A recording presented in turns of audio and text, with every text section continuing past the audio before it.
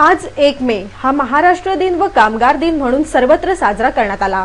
गेल्या 52 वर्षात महाराष्ट्राने वेगाने प्रगती केली, परंतु आजही महाराष्ट्रातील अनेक जिल्हे दुष्काळग्रस्त आहेत आणि पाण्यासाठी ग्रामीण भागातील जनता उन्हातान्हात वणवण फिरत आहे। महाराष्ट्राची ही भीषण शोकांतिका ज्या राज्यकर्त्यामुळे झाली त्यांना महाराष्ट्रीयन माणूस नक्कीच माफ करणार नाही। महाराष्ट्र राज्याच्या स्थापना दिनानिमित्त नवी मुंबई महानगरपालिकेच्या NMSA ग्राउंडवर नवी मुंबई पोलीस आयुक्तालयाच्या वतीने महाराष्ट्र दिन साजरा करण्यात आला। यावेळी कामगार मंत्री हसन मुश्रफ यांच्या हस्ते राष्ट्रध्वज फडकविण्यात आला। यावेळी कोकण आयुक्त SS सिद्धू, नवी मुंबईचे पोलीस आयुक्त अहमद जावेद तसेच अन्य मान्यवर मोठ्या संख्येने उपस्थित होते। यावेळी नवी मुंबई पोलीस, अग्निशमन दल, रॅपिड ॲक्शन फोर्स, महानगरपालिका कर्मचारी यांनी शानदार संचलन करून राष्ट्रध्वजाला मानवंदना दिली। क्रमांक 1 नवी मुंबई पोलिसांची ऑफिसर तुकडी या डौलदार फडकणाऱ्या ध्वजाला डौलदार सलामी देण्यासाठी येत आहेत।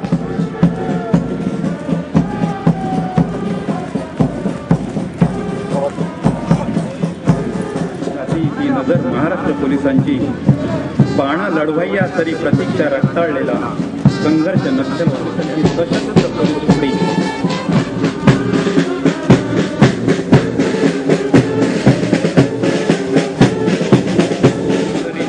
विलास कांबळे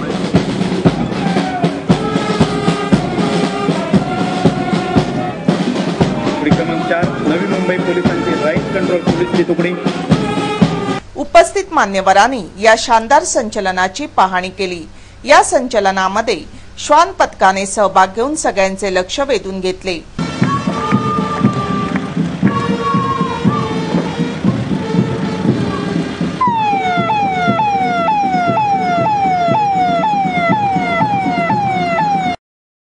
महाराष्ट्र दिनानिमित्त आयोजित या कार्यक्रमात नवी मुंबई पोलीस आयुक्तालयातील उत्कृष्ट पोलीस व पोलीस अधिकाऱ्यांना मान्यवरांच्या हस्ते विशेष पुरस्काराने सन्मानित करण्यात आले। यामध्ये पनवेल शहर पोलीस ठाण्याचे अधिकराव पोड, श्रीकांत पाटील, सुनील कदम, गिरीधर गोरे, संतोष गोसावी, साहेबराव भोसले, जितेंद्र कोंडे यांचा समावेश होता। सबसे पहले तो मैं महाराष्ट्र दिन के उपलक्ष्य में हमारे जितने भी स्थानिक और कोंकणवासी हैं और पूरे महाराष्ट्र के हमारे नागरिक हैं, उनको सभी को बहुत बहुत बधाई और शुभकामनाएं देना चाहता हूं।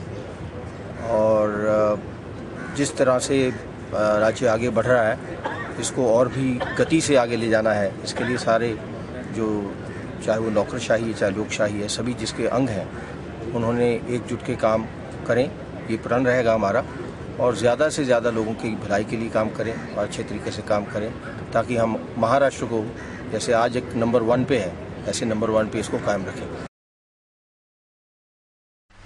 शासनाच्या रोजगारभिमुख शॉर्ट टर्म कोर्सेसची माहिती एका विशेष मार्गदर्शन शिबिरातून देण्यात आली। ज्येष्ठ नागरिक संघाच्या सभागृहात हे शिबिर घेण्यात आले। या शिबिराला विद्यार्थी व पालक मोठ्या संख्येने उपस्थित होते। आजच्या या स्पर्धेच्या जगात विद्यार्थी आपल्या पायावर लवकरात लवकर उभे राहण्याच्या प्रयत्नात असतात। त्या स्वरूपाचा त्यांच्या शिक्षणाचा कलई असतो।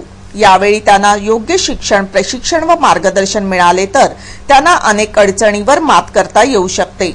यामुळे शासकीय रोजगारभिमुख माध्यमातून विद्यार्थ्यांसाठी प्रशिक्षण शिबिराचे आयोजन करण्यात आले होते। रविवारी ज्येष्ठ नागरिक सभागृहात शिबिरात मार्गदर्शन करण्यासाठी ATS ऑफिसर BR घाडगे यांना आमंत्रित करण्यात आले होते। यावेळी नगरसेवक डॉ. सुरेखा मोहकर, युवा जागृती मंडळाचे अध्यक्ष डॉ. विलास मोहकर, उस्मान सय्यद आदी मान्यवर, विद्यार्थी व त्यांचे पालक मोठ्या संख्येने उपस्थित होते। यावेळी श्री घाडगे यांनी विद्यार्थ्यांना मार्गदर्शन केले।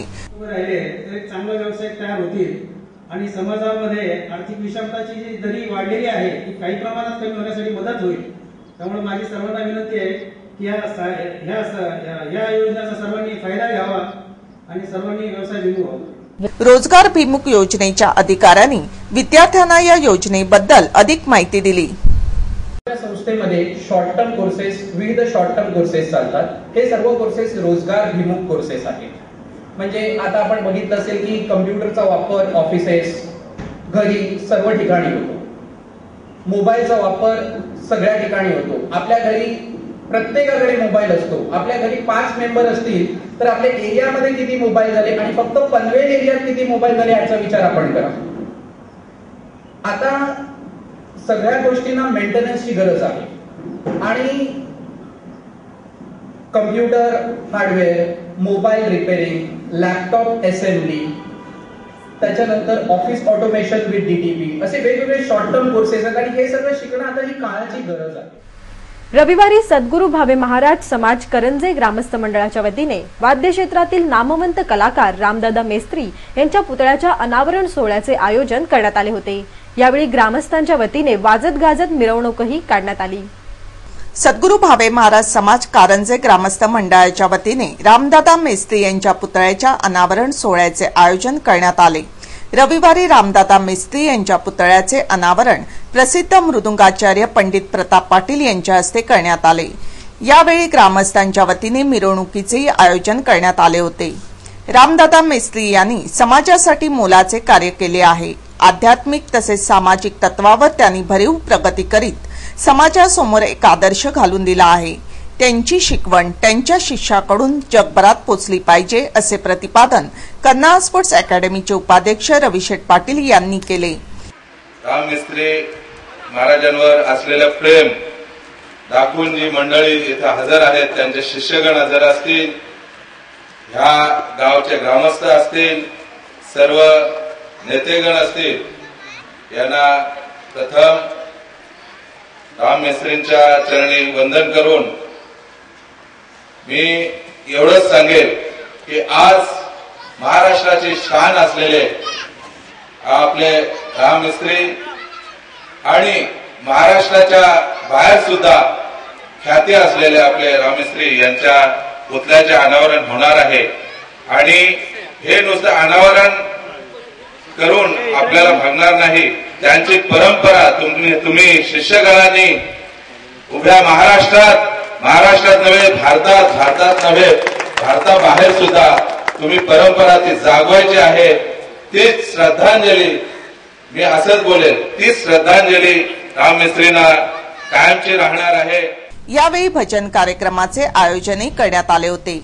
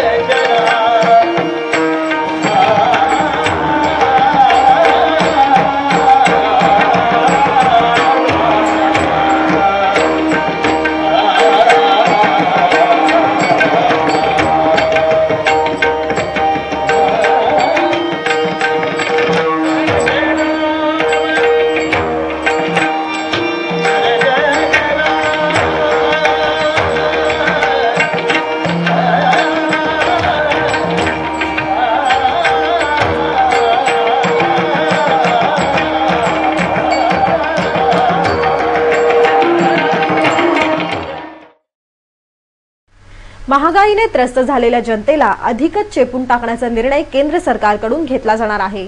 पुन्हा एकदा इंधनाच्या दरवाढीला सामान्य जनतेला सामोरे जावे लागेल अशी चिन्हे दिसू लागली आहेत.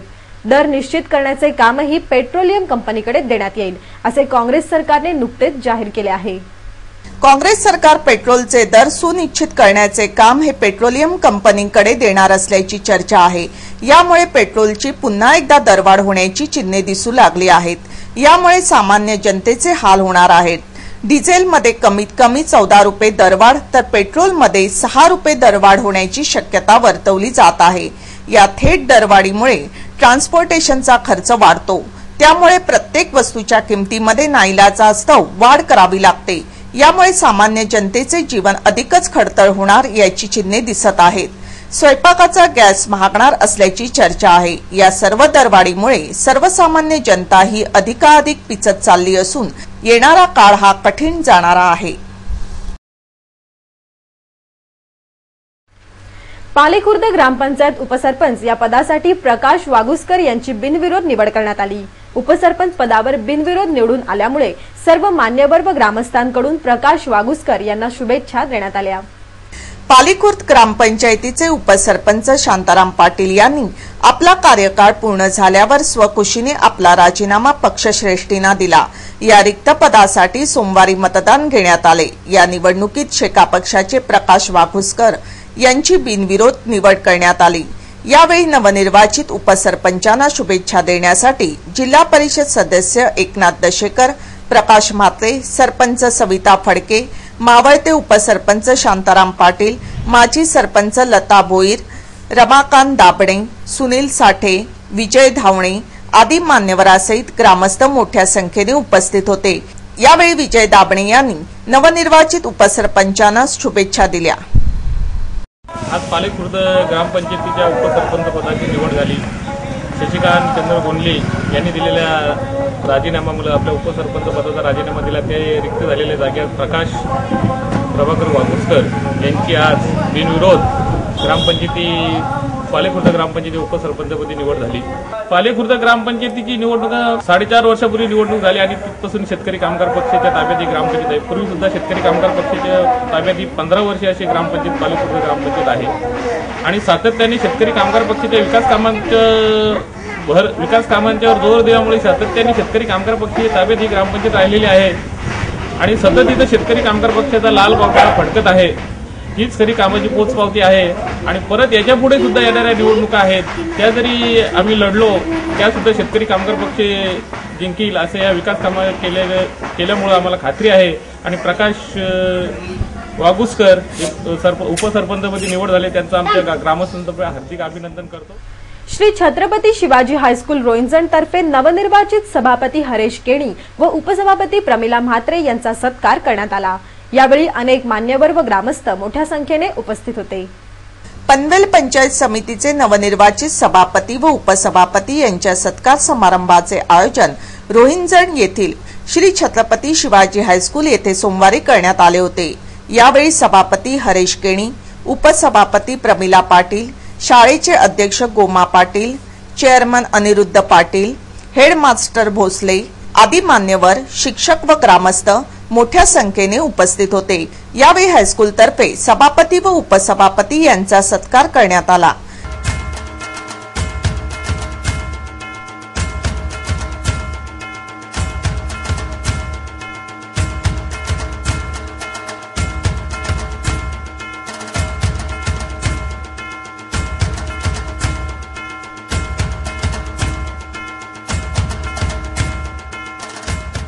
यावेळी सभापती हरीश केणी यांनी आपल्या भावना व्यक्त करताना ग्रामस्थांचे व मतदारांचे आभार मानले। ते आपले शिक्षक आणि अशाच प्रकारचे संस्कार आपण आमच्यावर घडवले आणि जे आमच्यावर संस्कार घडवले त्याप्रमाणे आम्ही समाजात वागलो। आज आमचे नेते बाळाराम पाटील साहेब यांचा विश्वास संपादन केला, आमचे नेते आमदार बी पाटील साहेब यांचा विश्वास संपादन केला आणि आज आपल्या सर्वांचे मुलं मी आज पनवेल तालुक्याचा सभापती म्हणून झाले। खरोखरच आपण मी बघतो ज्यावेळी या शाळेत आलो अतिशय कठीण परिस्थितीत या इथले आपले संचालक असो इथले कमिटी मेंबर अतिशय कठीण परिस्थितीत कारण त्यावेळी परिस्थिती जी आता जी परिस्थिती आर्थिक सुबत्ता आली त्यावेळी आपली परिस्थिती नव्हती। अशा कठीण परिस्थितीत आपले शाळेचे चेअरमन अरुण पाटील साहेब, गोमा साहेब, शाळेचे सर्व संचालक अतिशय कठीण परिस्थितीने शाळा चालवली आणि त्याचप्रमाणे आपले शिक्षक आहेत त्याने या शिक्षका सर्व विद्यार्थ्यांवर लक्ष दिले आणि आमची जी पिढी घडवण्याचे काम आपण केलेलं आहे। अतिशय चांगल्या प्रकारचे संस्कार आमच्यावर त्यावेळी केले आणि त्या आमच्या ज्या पिढीतले प्रत्येक जण आज मी सभापती झालो, माझ्याच सहकारी काही पोलीस मध्ये गेले, काही इंजिनियर झाले, काही वकील झाले, काही बरेच सरकारी नोकरी झाली, प्रत्येक जण चांगल्या प्रकारे चांगली सर्व्हिस करीत आहे आणि आज आपण आपल्या मनाचा कार्यक्रम असं आपल्याकडून अपेक्षा करतो की येणारी जी पिढी आहे कारण येणारं भविष्य आपल्या हातात आहे आणि जी नवीन पिढी निर्माण होणार आहे ते आपणच घडवणार आहे आणि येणारी पिढी या देशाचे भविष्य।